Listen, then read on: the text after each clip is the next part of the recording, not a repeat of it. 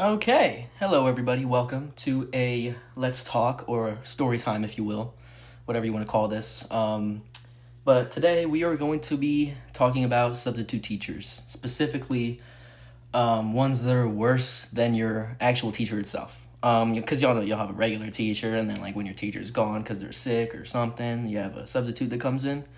Right, I guarantee you, somebody watching this, a few people watching this, have experienced or had a substitute teacher that was worse than your actual teacher. Like, because, sometimes you'll have a bad normal teacher and then you'll get your sub. And it's like, oh my goodness, the day's great. You have the substitute teacher, right?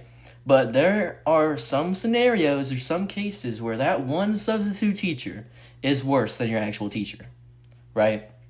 So if you can relate to that, comment your story or comment what you experienced down below. Let me know because I'm kind of interested. But here's my little experience. So I'm in 5th grade, right? I know really young me, like little boy. Had a teacher. Let's call her Miss N, right? What is it called? She was a pretty good teacher, pretty decent teacher. Taught decently. I was kind of a troublemaker with my friends, 2 other friends. Let's give them 2 D names, Dylan and Dwayne, right? We'll call them that because I'm not going to leak their actual names. Our regular teachers called us the Bermuda Triangle. If you don't know what that is, it's like a little triangular area in the ocean where ships go missing, so like a trouble area, right? And she called us that because we were the 3 troublemakers, right? So she was okay, right? But when she was gone, Miss S came around, the substitute teacher I'm talking about today, right? She was snotty, attitude, always acting like she had the worst day ever, always acting like her car broke down on the way to school, right? Like every day she woke up on the wrong side of the bed. So every day our teacher was gone, we had to experience her, right? Which wasn't often, maybe like once a month or something like that. But what is it called? Middle of the school year, something rolled around where we would study a newspaper every Wednesday. Not a childish newspaper, but like a newspaper meant for 5th graders, not 5-year-olds, 5th graders. So we would study that on Wednesday. But we had a different teacher every Wednesday because our normal teacher, had meetings to do now all of a sudden since they changed it. So the teacher would take that day to do meetings. And then the substitute teacher would come in instead every Wednesday. And you know what substitute I had? Miss S. Right? So the new plan, I guess, the new schedule was every Wednesday we had to deal with her, right? And I'm talking like this lady, one time in the hallway, she was telling people to walk down. Because if y'all been in elementary school, y'all remember walking in straight lines if y'all did that, whatever. So we had to walk in a straight line. I was walking the wrong direction, I guess, right? I guess I was walking the wrong direction. I wasn't really paying attention. I'm sorry, right? So I walk past her, and she grabs my book bag, my backpack, by the handle on the back, and pulls me to her to look her in the face, and she goes, "You're not supposed to be going that way." I'm like, "What? Why did you? What?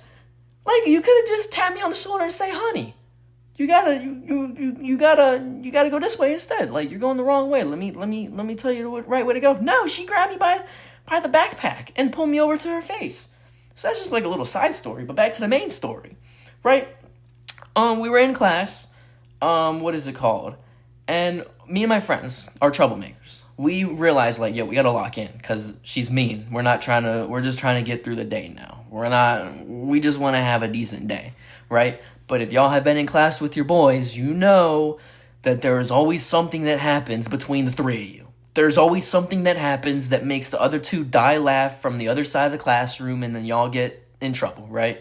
And that was exactly the case. So we're taking a little mini pop quiz on the newspapers that Wednesday because we abbreviated it like 20 minutes before, and then we do a test or a quiz. And I'm chewing bubble gum, right? And I was a little asshole in 5th grade, okay? I started popping bubbles to try to upset the teacher. So she's like, "Oh, who's making that noise? Who's making that popping sound?" Whatever. So I was purposely doing that. And my friend Dylan was sitting next to me. Surprisingly, I'm surprised she let us sit next to each other. But what is it called? I look at him and I blow a bubble and it slips from my mouth and it flies and hits him in the forehead. Okay? I don't know what happened. That just happened. And Dwayne, of course, saw it from the other side of the classroom, and all three of us just started laughing, like loud and like the hardest we laughed that week. All right. And of course we got in trouble. She wrote our names down on the paper like substitutes do for when your teacher comes back the next day or the next week and sees it, whatever. So our regular teacher got in trouble for that. All three of us got sent to the principal's office. And I don't know why. I don't know. I blew bubble in his face by accident, and we started laughing. I guess it's because we interrupted the quiz or the test. We like upset everybody in there. I guess whatever you call it. We annoyed the other kids that were supposedly trying to take the test. Like I'm sorry. It happens. All right. But that's my little experience with Miss S here. Worse than Miss N, my actual teacher. So let me know if y'all have experienced something like this with a substitute teacher. Hey, I'll see you on the next video. Peace.